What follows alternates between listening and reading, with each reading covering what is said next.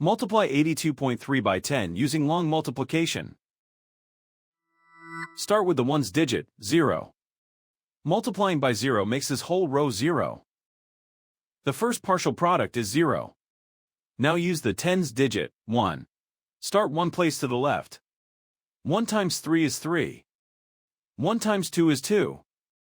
1 times 8 is 8. The second partial product is 8,230. Now add the partial products, working from right to left. In the ones column, 0 plus 0 is 0.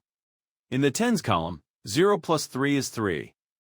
In the hundreds column, 0 plus 2 is 2. In the thousands column, bring down 8. The whole negative number product is 8,230. Count the highlighted digit after each decimal point. The factors have one decimal place altogether, so the product needs one decimal place.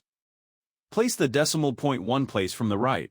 8,230 becomes 823.0. That is simply 823. So 82.3 times 10 is 823.